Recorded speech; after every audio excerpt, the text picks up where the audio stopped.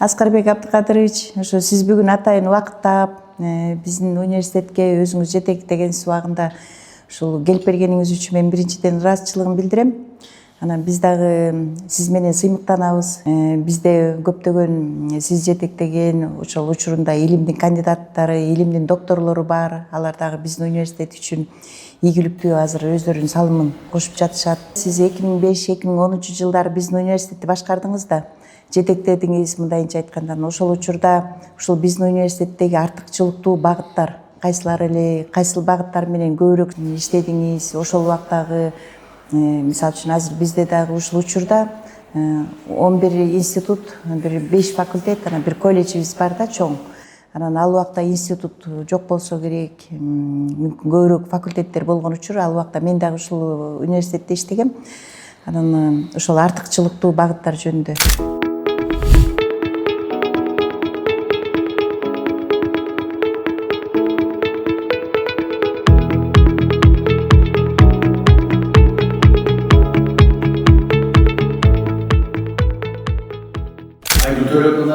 Sizge de siz жетектеген азыркы чыгармачылык окутуучулардын коллективине дагы ыраазычылык билдирип кетем. Ушу бүгүн атайын сиздердин жаңы уюштурулган заманбап жакшынакай студияга чакырып маектешели деп эмилге көтөргөнүңүздүр. Эми сиз берген суроо абдан мындай биринчиден жөндүү суроо, экинчиден кайсы бир деңгээлде татаал суроолордун бири. 2005-2013 жылдар бүгүнкү күнгө чейин уланып келаткан өткөн мезгилдин жылы. Ошол жылдары келгенде университеттин эң негизги башкы максаттарынын бири бул биринчиден ушул жалпы эле билим берүү чөйрөсүнүн,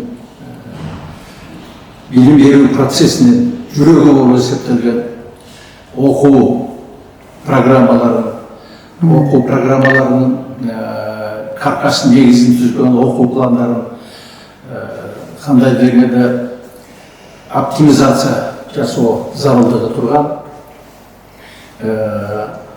Мындан тышкары ошол мезгилдеги университеттин структурасын өзгөртүү зарылдыгы турган. Ошол оптимизация жасоонун натыйжасында ректораттын курамдык бөлүктөрүнөн 1 миллион сом үнөмдөгөнбүз да. Эми азыр 1 миллион сом аз, ал мезгилде өтө көп. Ошол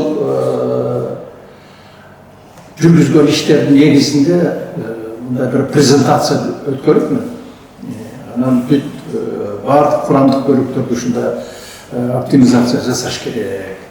Biz ушундай оптимизация жасап, курамдык бөлүктөрдү өзгөрткөндүн натыйжасында 1 миллион сом үнөмдөдүк. 1 миллион сомдун 500 миң сом алып аткан маяна айлыктарды көбөйтүүгө жумшадык. 500 миң сомду университеттин өнүгүшүнө жумшадык. Эми ар бир курамдык бөлүктөр, институттар силер ушундай оптимизация жасап, анализ жасагыла.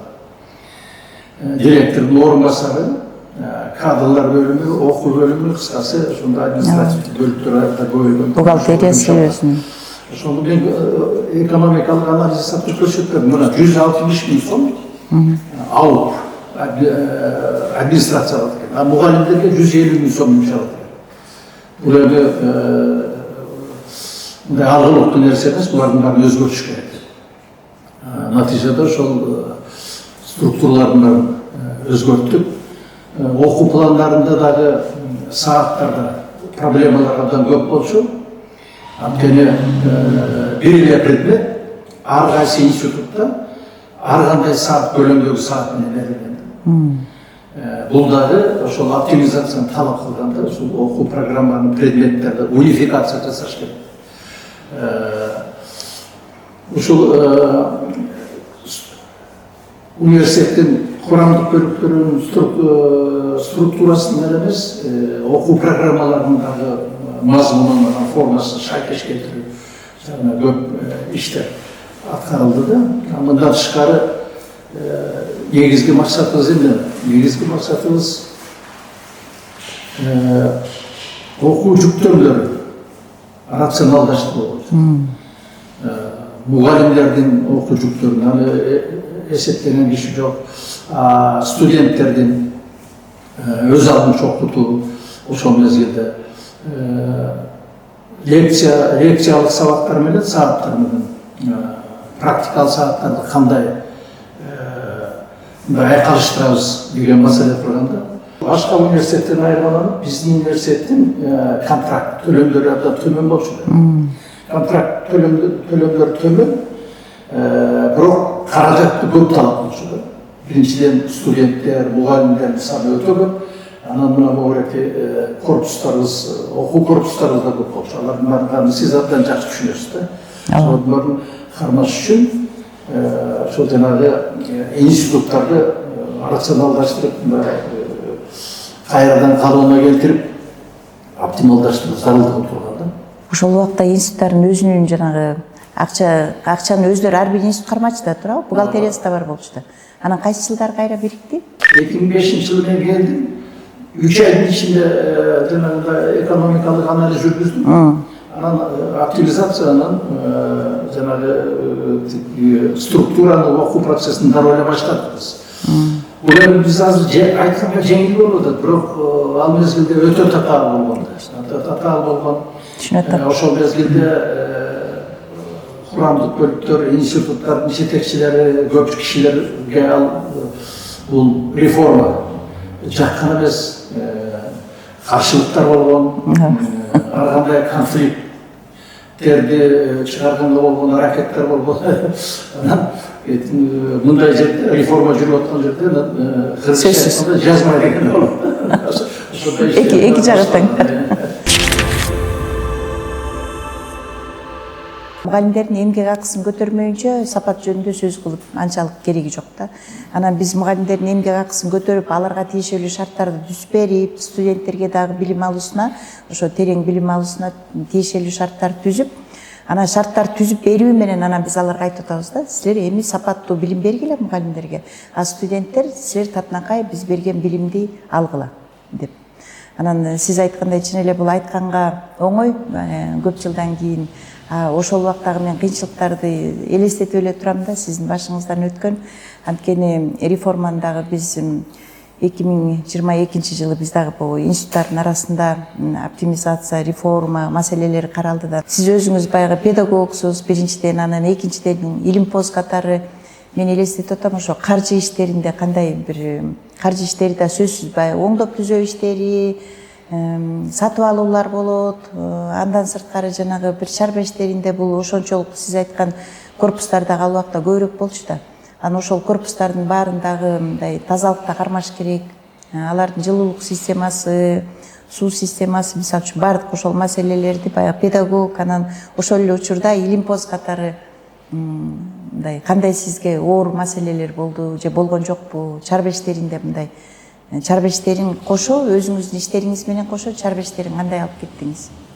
Чарбалык иштерди менен мекеменин түздөн-түз функциясы болгон, мына университетте билим берүү. Айкалыштырбаса, анда алдыга болгон максатка жетиш кыйын. Ошон үчүн чарбалык иштерди, каржы маселеси жана мен айттым го. Ошол оптимизациянын жасоонун натыйжасында сиз айткандай үнөмдөр, ошол үнөмдөрдүн натыйжасында окутуучулардын айлык акысын мүмкүн болушунча көбөйткөнгө, бир аз да болсо жогорулатканга аракет кылганбыз. Мындан тышкары менин эсимде илимдин кандидаты деген даражаны жактаганга менимче ошол мезгилде жакшы эле акча болчу, 3000 сом. Илимдин докторун жактагандарга 6000 сом деп мугалимдерди дагы кызыктырганбыз да.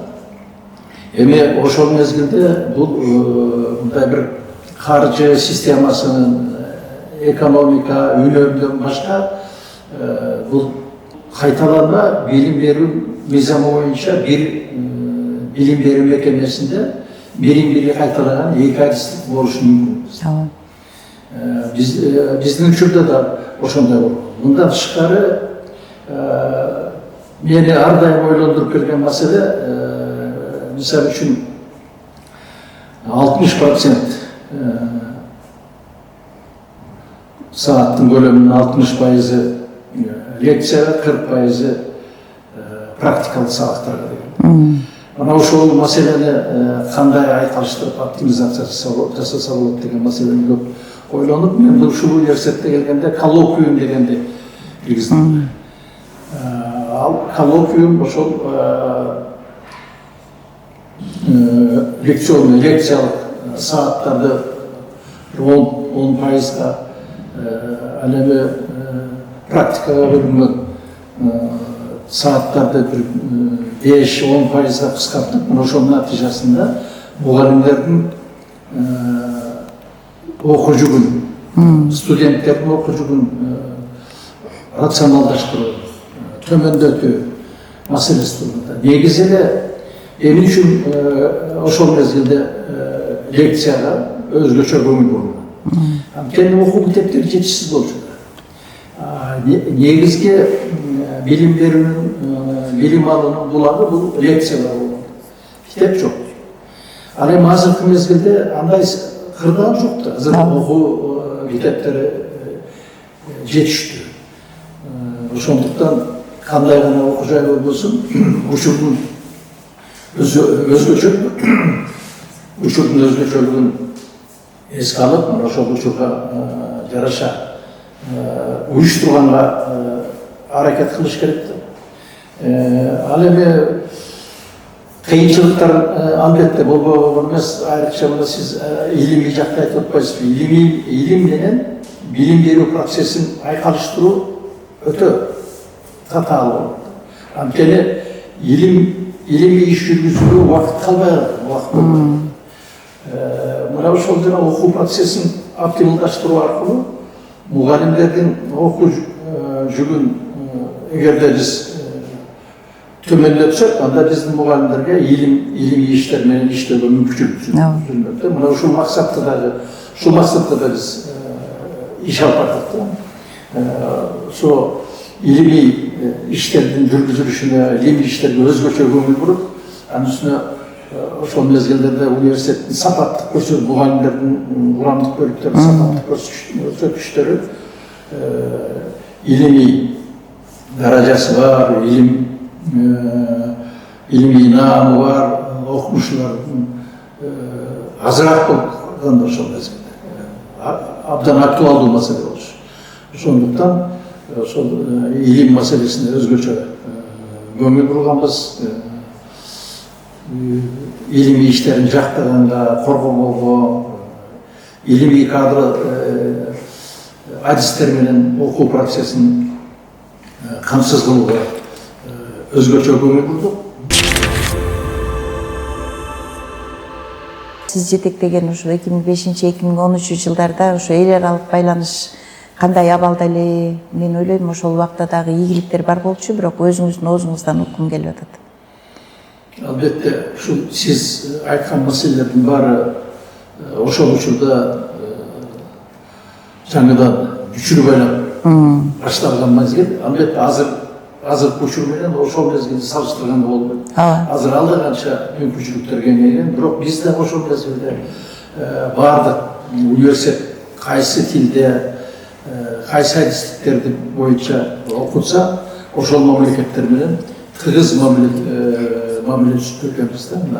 Кытай Республикасынын окуу жайлары менен, Япония менен, Иран менен, Америка Кошмо Штаттары менен. Мен өзүмдө бир топ жерлерге ошо барып келдим, Америка Кошмо Штаттарына, Японияга, ушул университеттин иштери боюнча. Кытай Республикасы менен атайын ошол мезгилде Кытай тили боюнча Кытай тарап каржылап бир группа студенттерди 5 жыл окутуп берди. Ошол мезгилдеги студенттер, биздин Кытай бөлүмүндө окуган студенттер дүйнөлүк Кытай тили боюнча дүйнөлүк олимпиададан жеңип алышты. Абдан 20 бала окуду, 20 бала диплом алды. Азыр эми ошол мезгилде дипломун алган студенттер ар кайсы сферада Кытай тилин мүктөздөштүргөндүгү үчүн ар кандай сферада иштешти. Андан тышкары ошол мезгилде ошол биз кызматташкан мамлекеттердин жардамы менен ар кандай аудиториялар, окуу куралдары жаңыдан келе баштаган да, жаңыдан келе баштаган. Көп абдан аракет кылдык. Биздин окутуучуларды да ошо чет өлкөгө жиберип байланыштырдык.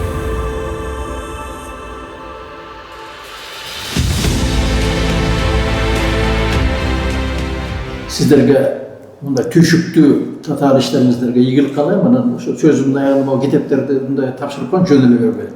Атайын көтөрө келдим эле. Мына эссей деген кыргызча китеп. Бул былтыр чыкты эле. Былтырда бир топ чыккан. Анан быйыл Алматыдан 4-5 китебим чыкты. Мына ошонун бирөөнү мына Айтматов арналган бул эссеистика китептерди сизге тапшырам. Сизди урматтап, сизге ийгилик.